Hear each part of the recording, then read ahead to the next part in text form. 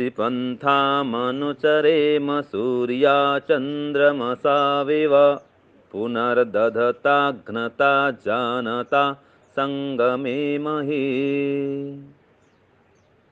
वैदिक परिवार मुंद्रा के सभी सज्जन महानुभावों और बहुत ही श्रद्धा के योग्य आदरणीय डॉक्टर भावेश जी, वंदनीय पूजनीय श्रद्धामयी मातृशक्ति, आपके इस मुंद्रा नगर में इस पवित्र यज्ञशाला में हमने यज्ञ का अनुष्ठान किया, साप्ताहिक सत्संग का अनुष्ठान किया।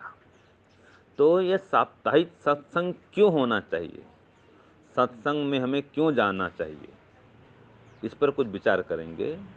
देखिए, सत्संग में आप अगर आएंगे तो आपके सुसंस्कार बनेंगे, यज्ञ के हवन के संस्कार बनेंगे। फिर आपके बच्चों को भी आप ला पाएंगे। अगर आप खुद नहीं आएंगे तो बच्चों को भी नहीं ला पाएंगे। बच्चे भी कैसे आएंगे? बच्चे नहीं आएंगे तो वो संस्कारित नहीं होंगे। अभी ये छोटा बेटा हमारा वेदार्थ है, इसको हम छोटे बच्चे से देखते आ रहे हैं, अभी इतना बड़ा हो गया है, अभी फटाफट मंत्र बोल रहा है, इसका अर्थ बोल रहा है। क्यों? ये बचपन से हवन में बैठा है, उसको संस्कार दिया गया है। अब इसको निरंतर आप चालू नहीं करेंगे तो बाद में बेटा भूल जाएगा, है कि नहीं है? अभी से जो सत्संग चालू है, अगर सत्संग आप नहीं करेंगे तो विद्यार्थी तो आएगा नहीं, आपके बच्चे आएंगे नहीं। जब आपके बच्चे नहीं आएंगे, ये मंत्र का अर्थ भी नहीं जानेंगे, हवन के मंत्र नहीं जानेंगे, अर्थ भी नहीं जानेंगे, और आप यहाँ भी नहीं आएंगे और घर में भी नहीं करेंगे, तो आपके जो जन्म जन्मांतर के कुसंस्कार हैं वे नहीं धुलेंगे, वे नहीं हटेंगे, आपका पुण्य भी नहीं बढ़ेगा, और पाप तो अपने आप बढ़ ही रहा है। पाप को बढ़ाने की आवश्यकता नहीं पड़ती, वो अपने आप भी बढ़ जाता है। चलते फिरते कितने आप पाप करते हैं, कितनी हिंसा होती है, झूठ बोलते हैं, उल्टा पुल्टा बोलते हैं, गुस्सा करते हैं, क्रोध में बोलते हैं, ये सब पाप है, ये वाणी का पाप है।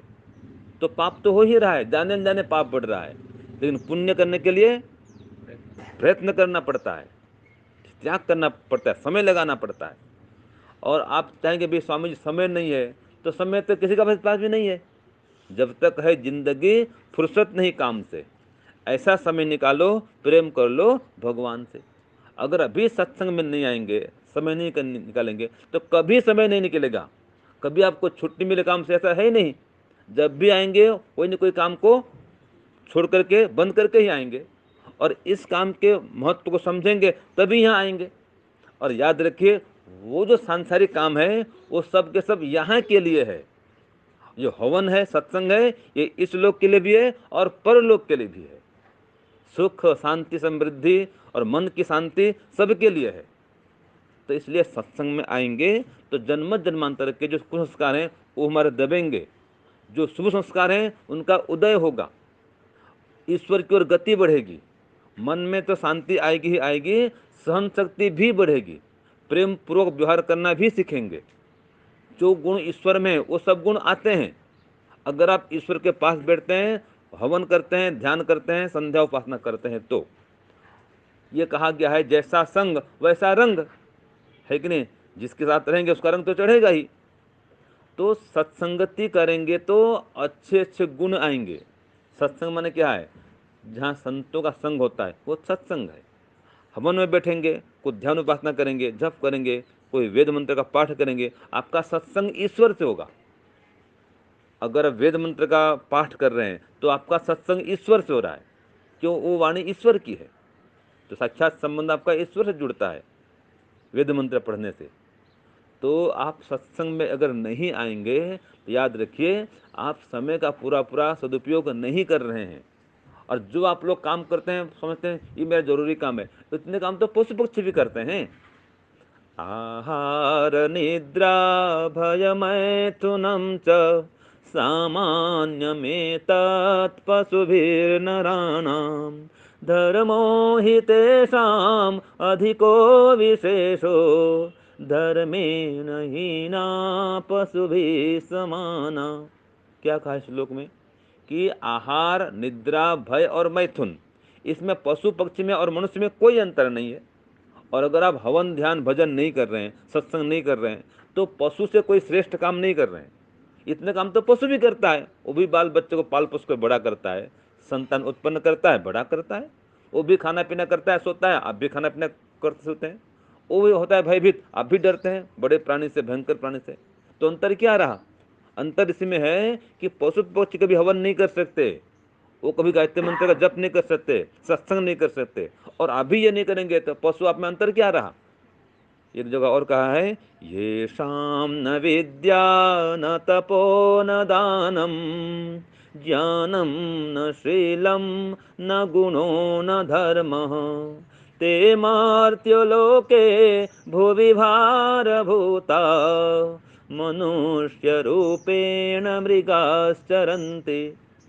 तो जिसके पास कोई विद्या नहीं है, कोई शास्त्र का अध्ययन नहीं करता है, स्वाध्याय नहीं करता, कोई न हवन करता है, न दान करता है, न परोपकार करता है, न चरित्र अच्छा है, न अच्छे अच्छे गुण हैं, तो जो अच्छे अच्छे गुण हैं वो है ही नहीं, धर्म भी नहीं है, तो याद रखिए वो इस मनुष्य लोक में, मर्त्य लोक में पशुवत है। बिना पूंछ और बिना सूंघ का, वो सिंह का, वो पशु है। वो धरती पर भार है, भूई भार भूता, वो तो भार भूत है इस संसार में। इसलिए आप इसमें कभी आलस्य न करें, और यही काम ही आपको परलोक में सुख देगा। मरण काल में ये काम ही साथ देगा आपको। जो सत्संग है, ध्यान भजन उपासना हवन है, दान पुण्य है, यही साथ में जाएगा, यही सुख देगा, यही सहायक होगा। जिसके जीवन में ये नहीं है वो अंतिम में पछताएगा, और बाद में चाहते हुए नहीं कर पाएगा। इसलिए भी समय है, शक्ति है। बाद में न समय रहेगा न शक्ति रहेगी। समय थोड़ा रहेगा, शक्ति भी थोड़ी बचेगी, और उस समय आप दान पुण्य भी इतना नहीं कर पाएंगे, हवन के लिए बैठ नहीं पाएंगे, ध्यान में बैठ नहीं पाएंगे। तो अभी समय है, शरीर स्वस्थ है, अभी कर लें। कभी क्या रोग जाए कोई भरोसा शरीर में नहीं है, तो कोई आलस्य न करें। ये ध्यान भजन हवन सत्संग के लिए ये ईश्वर का काम है, ईश्वर की आज्ञा का पालन है, और जो ईश्वर की आज्ञा का पालन करेगा उसको सुख मिलेगा ही मिलेगा, ठीक है नहीं है? तो ईश्वर ने कह दिया है कि हम मनुष्य तुम सत्संग करो, संतों का संग करो, तो हवन करेंगे ऑटोमेटिक ये सत्संग हो रहा है। खास करके स्वामी दयानंद, उनसे आपका सत्संग हर दिन होगा अगर आप संध्या उपासना हवन करेंगे तो। उनका विधान है, अब उनके अनुसार आप चल रहे हैं तो सत्संग उनसे हो ही रहा है। कोई देहधारी गुरु आए चाहे न आए, अगर आप संध्या उपासना कर रहे हैं, हवन कर रहे हैं, आपका सत्संग ईश्वर से हो रहा है, स्वामी दयानंद से हो रहा है, और आपकी निरंतर उन्नति होगी, प्रगति होगी, आपके दोषों का नाश होगा, परिवार में भी सुख बढ़ेगा, क्लेश मिटेगा, प्रेम बढ़ेगा, हवन के द्वारा, सत्संग के द्वारा। तो अगर हवन सत्संग नहीं करेंगे तो कई प्रकार के दोष अपने आप घुस जाएंगे, झगड़ा बढ़ता है, सहन शक्ति नहीं रहती है, अनेक दोष पैदा होते हैं। तो सत्संग में आने से अनेक दोषों का समावेश होता है। तो कहा है, यदि सत्संगति करिष्यति भविष्यति भविष्यति, अगर सत्संग करोगे तो तुम्हारा निर्माण होगा होगा, और नहीं करोगे तो पतिष्यति पतिष्यति, नीचे पतन होगा, नीचे गिरोगे।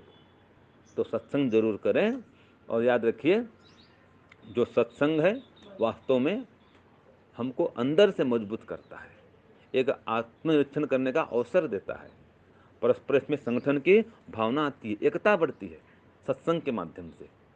ईश्वर की उपासना पूजा भी होती है और दान भी होता है। तो दान, देव पूजा, संगतिकरण, ये सब सत्संग से हो जाता है, हवन से हो जाता है। इसलिए आप हवन सत्संग को जीवन का अनिवार्य अंग बनाएं और जीवन को महान बनाएं। ओम शांति, ओम श्रम।